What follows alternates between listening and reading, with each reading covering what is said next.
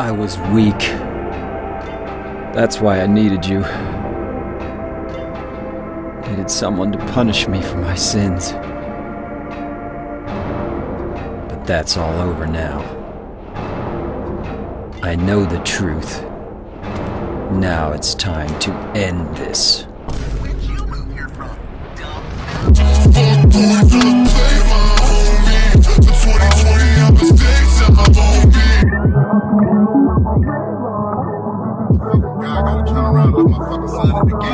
Well, we're finally there. The fourth and final installment of the Little Cars series. Here's my thoughts on that.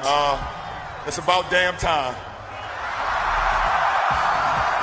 It's about damn time. I also have another funny story. So, due to, long story short, a VLC error, I ended up watching Little Cars 8 first, thinking it was Little Cars 7, and it wasn't until I went to watch what I thought was Little Cars 8 when I realized I fucked up, which just goes to show how easily disposable these movies are. When I'm literally mixing up your installments, you just love to see it.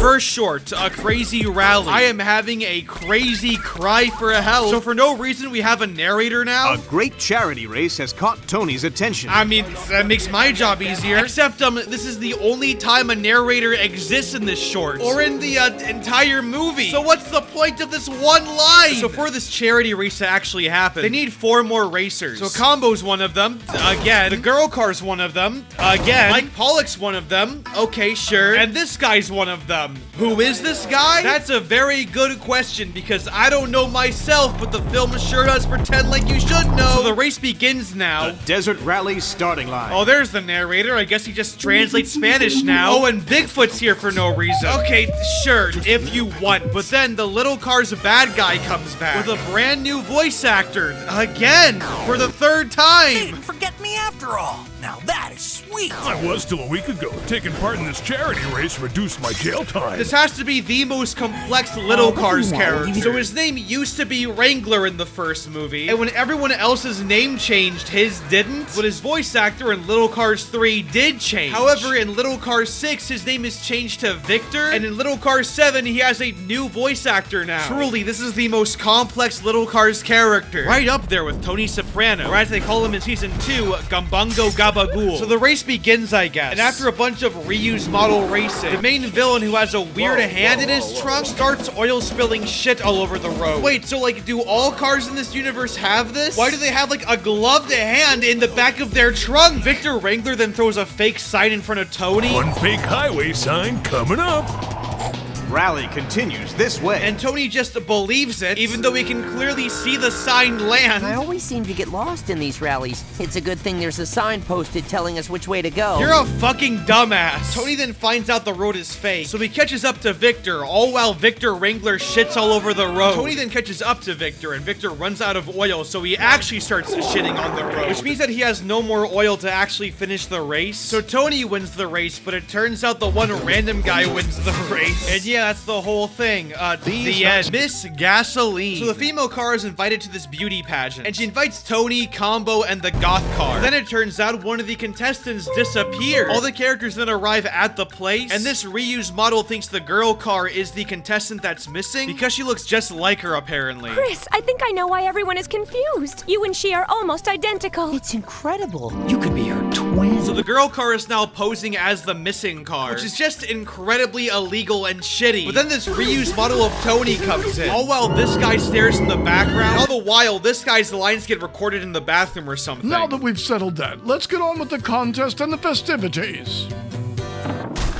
That's what I'm saying right now. So the reused model is actually the real car's manager, and it turns out the real car was actually kidnapped. And they also get a threat telling the girl car to not enter the contest or else. Oh no. Anyway, last week... Cut to the girl car where this guy invades her house, and he's all like, tell the judges the truth, and then he just leaves. The other cars then investigate this shipping place and find the real car. How did they find it? So the goth cars are like, we found the real car. And the evil guy is arrested, all while a shit ton of exposition is just thrown thrown at you. And then we just cut to the next scene where the goth car won, I guess? And it just ends there? Okay. Next short, If I Was You. The title card's kind of cute at least. So Cruz and Combo are driving, I guess. They then go to Mike Pollock and Combo's all like, oh, I'm sorry, I'm late, bro. They then have to get this big package that's really heavy, I guess, and only Combo can do it. But uh-oh, now his battery is dead. So Tony and Combo are now going to jump batteries or whatever. So they have a fucking seizure. Hey! Stop joking about him like that! And then they're at a body switch, I guess. What's going on, Combo? Bizarre! This can't really be happening! So now we're just ripping off Freaky Friday, I guess. This was your stupid idea. Now it's like we're characters in a bad science fiction flick. Well, at least they're honest. So now it's wacky hijinks time. So Tony now has to deliver the shit for Combo, while Combo has to do racing shit, I guess. So Tony gets really mad because he has to wait a long time for packages or something, while Combo, because he's stupid, is racing really slowly, even though he's raced before. So after a whole bunch of bullshit that's there to waste your time, it turns out the solution that Combo knew the entire time is to just close your eyes and restart your engines. Did you know how to do this the whole time? Yep, I might have known. Then why didn't you swap places with me sooner? Oh, well, I thought it might be a little fun to switch places. Oh, so this whole thing was a waste of fucking time. Good to know. Next up, the rap show. Oh god, I hope Ken Carson's in this, you know, X-Men! So business has been really bad for Mike Pollock. So all the other characters are all like, we need a marketing campaign and fast. But then the goth car reveals that there's a fucking rap festival happening. So I guess Rolling Loud is Little Car's canon now? We can pass out some of your pretty new flyers to everyone at the rap show. Just don't talk to any Playboy Cardi fans. They might start sniffing your toes. Also, Mike Pollock has the hiccup, which is important. So anyways, racially disingenuous shit happens. You guys haven't seen my headband yet either. Oh no. We then meet some Michael Bay level stereotypes. You know what I'm saying, fly girly girl? Remember how he'd be complaining about our music whenever we'd be having a pate in our grandma's garage? This dialogue is like fucking ghetto smog. Get the fuck out of here! Nobody smokes my lunch! The Combo goes up for the dance competition, but he has stage fright all while Mike Pollock is with him for no reason. So Mike Pollock starts, holy shit, clearly Yeet has some competition. I can't call myself a fan of rap, but even I'm insulted by this. Oh, if only you knew, my sweet little Bob Shaw. The best verse had to be when Kanye came out and said, I'm not gonna say what race, what people, what hospital, and what media went to. We know I can't say. So they all win the competition and the sales are back up again. Combo and his goth GF then have sex and yeah. And that was Little Cars 7.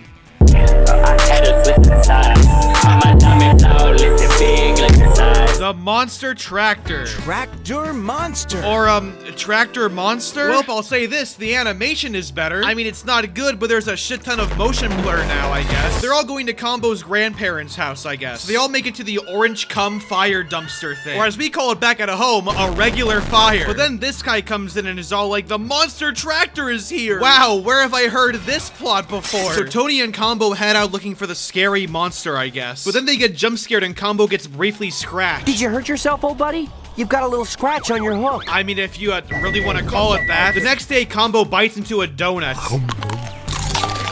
And he starts feeling weird. And then out of nowhere, we're told that anyone who gets scratched by the Monster Tractor turns into a Monster Tractor himself. Wow, very good to know. So they need to find an antidote. Like, for example, that magic hole in Little Cars whatever the fuck that can do whatever the writers want them to. Oh, but I see. Now it's not convenient to the plot. I see. So now they gotta find the monster. They then see some 2D smoke, and it turns out the monster is actually just a really nice guy and not a monster at all. I've not ever heard this plot before. So at the party that night, the grandpa's all like, oh, we solved a mystery. And the truck comes out and is a normal person, I guess. And Combo's hook thingy was actually an allergic reaction. So he's not actually going to transform. And then the movie ends.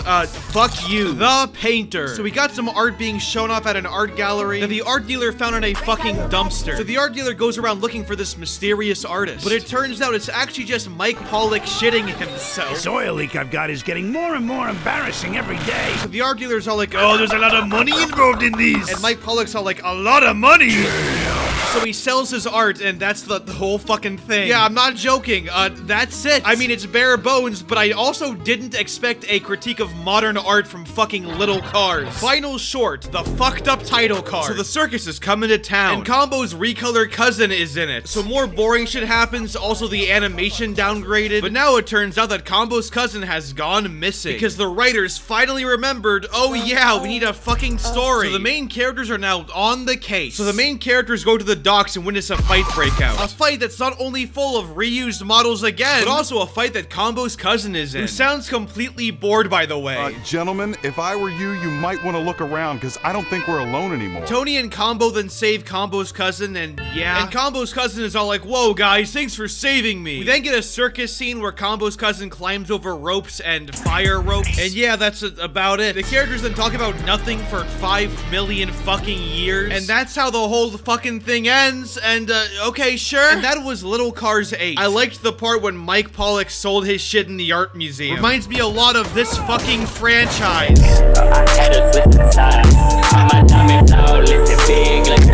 And thus ends our Little Cars journey. I mean, at this point, there's not a whole lot to say individually. In the end, these are all really repetitive, really boring short films again. The most interesting part was when they tried critiquing modern art, and it goes as well as you would expect. I find it crazy how we haven't had a Little Cars movie, a full one, since the first one. The first Little Cars movie is the only one that is a full-length movie. Let that settle in for a minute. Everything else is just a collection of TV show-like short films. Quite a few of them reusing plots, all of them fucking boring, and the animation, well, you can fucking see it. Overall, this franchise sucks. Still better than Alpha and Omega, though. Fuck you in the lanes you came with. Me and you ain't on the same shit. You ain't in my lane, bitch, nah. All that shit it fit, rollie on my wrist. Ay, baby, you a star, I'm my only wish. I'm counting blue hundreds, I'm too money. Ay, and my little bitch, she too lovely. Yeah, hanging up and calling me right back. Ay, baby, why you calling me like that? Yeah, getting high with the seat, lay back. Baby, gon' relax, yeah. Hey, they don't know the half, yeah. No matter what happened, I got your back. Baby, that's the facts, yeah. That's the facts, yeah. We can fight, but the feeling's gone. I try to find the words, but they never come. I can still see you on the lawn. Hey, laying outside in the summer sun. Yeah, we can fight, but the feeling's gone. I try to find the words, but they never come. I can still see you on the lawn, hey, laying outside in the summer sun. Hey, I'm with a dark-skinned girl on a Sunday, that's that Black Sabbath. She put them ones all down on a Hyundai, and she had to have it. And she come through ready for the runway, shawty, you the baddest. Ay, baby, that's the facts, yeah, that's the facts, yeah. Alright, bet. Oh my god, I'm so nervous. Oh, you're adorable.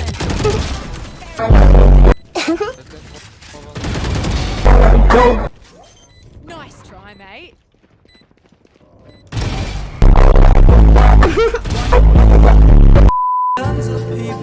I'm sorry to have to interrupt this program, but we've got some miserable news for you, and we're gonna bring it to you on the hour, every hour.